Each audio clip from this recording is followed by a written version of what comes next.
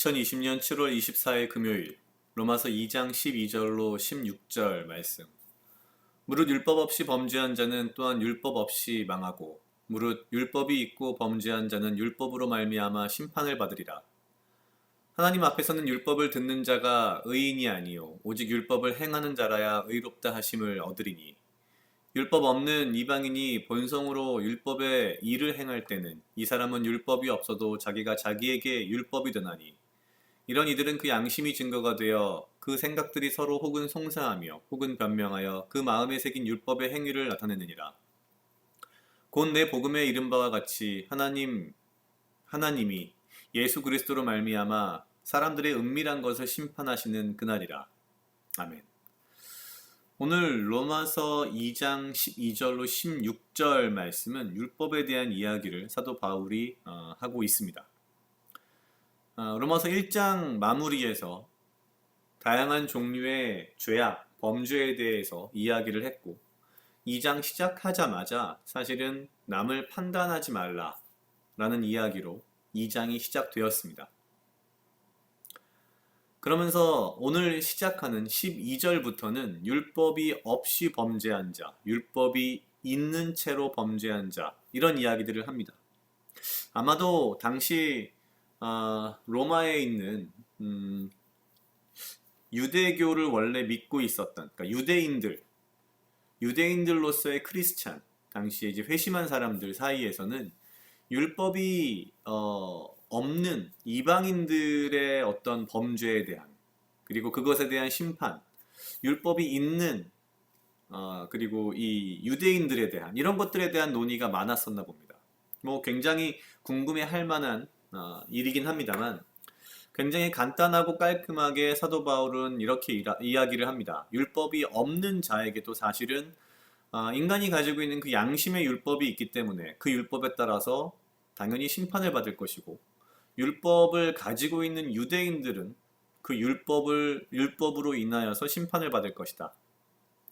이러한 이야기를 하는 이유는 이제 이 이후에 연결되는 17절 이후에 연결되는 유대인들에 대한 이야기들을 하기 위해서 먼저 어떻게 보면 서론 같은 느낌이 듭니다.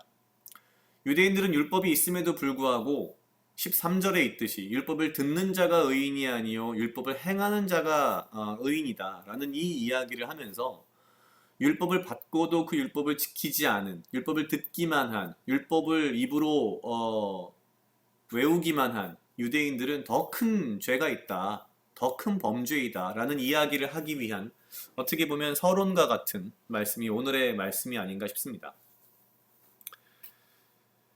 가만히 생각해보면 우리는 뭐 사실 예수 그리스도로 말미암아 율법으로부터 자유한 사람들이지만 그렇다고 해서 우리의 양심과 우리의 마음 가운데에 율법이 없는 것은 아니라는 의미도 될 것입니다.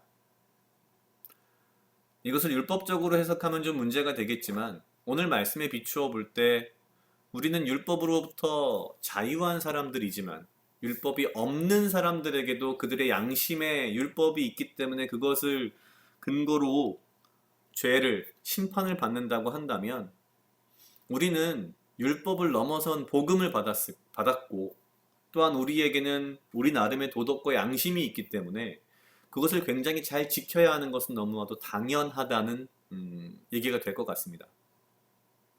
앞서 로마서 1장에서 사도 바울이 말한 내가 복음을 부끄러워하지 아니하노니 라는 그 표현에서 우리가 이야기했다시피 우리는 지금 복음이 부끄러운 게 아니라 복음을 부끄럽게 하는 어쩌면 복음을 부끄럽게 하는 신앙인이 아닐까라는 고민이 됐었습니다.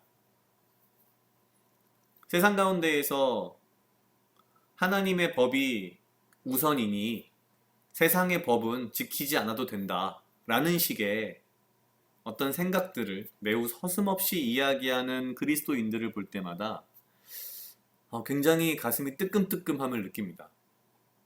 사도 바울이 오늘 이야기했듯이 율법 없는 이방인도 그 양심과 본성에 따라서 그것이 율법이 되어 그것으로 심판을 받을 것인데 이미 율법을 뛰어넘어 복음을 받은 우리가 우리의 삶을 통해서 복음을 증거하지 못하고 오히려 하나님의 법까지도 아닌 그만큼의 기준도 아닌 가장 기본적인 이 세상의 법과 도덕 그리고 우리의 양심을 가지고서 이야기하는 것에 대해서 그것들을 모두 무시한다는 것은 사실 앞뒤가 맞지 않는다는 생각이 듭니다. 우리가 우리 자신의 논리와 우리 자신이 만들어 놓은 새로운 율법으로 우리 자신을 정당화하고 방어하는 것이 아니라 진정 하나님의 복음, 예수님의 보혈의 피, 그 가운데에서 우리가 복음대로 살고 그 복음이 우리 삶을 통해서 드러나야만 하는, 사실 그러한 것이 앞에서부터 이루어진 로마서 1장부터 지금 2장까지의 꾸준한 내용이 아닐까, 주장이 아닐까 생각이 듭니다. 우리는 복음을 듣는 자가 아니라 복음을 행하는 자로 살았으면 좋겠다. 저 자신을 보면서도 더욱더 그런 생각을, 반성을 특히 많이 했습니다.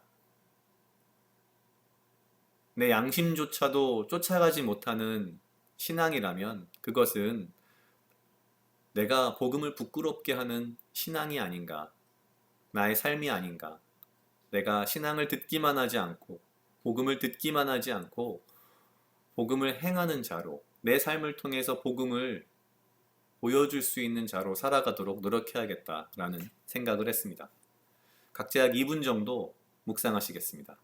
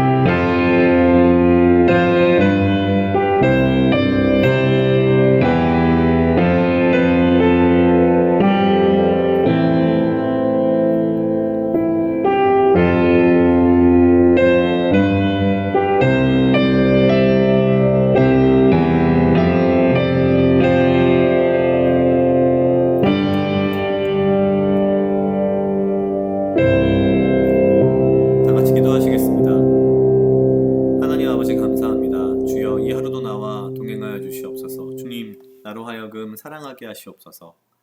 아버지여, 나를 해하려 하는 그 어떠한 무리들로부터 나를 지키고 보호하여 주시며 내가 오직 주님 주시는 지혜와 명철로 이 하루를 살아가고 나에게 필요한 건강과 육체적 강건함을 허락하여 주시옵소서. 주님, 내가 주님의 복음을 듣기만 하지 아니하고 주님의 복음을 내 삶 속에서 행하며 나의 삶으로 주님의 복음을 증거하는 삶을 살도록 주여 인도하여 주시옵소서. 내가 복음을 부끄러워하는 자가 아니라, 내가 복음을 부끄럽게 하는 자가 아니라 오직 복음을 자랑스럽게 여기며 복음을 소중하게 여기며 내 삶을 복음대로 살아갈 수 있는 자가 될 수 있도록 주여 이 하루도 인도하여 주시옵소서. 감사합니다. 이 모든 말씀 예수님 이름으로 기도드렸습니다. 아멘.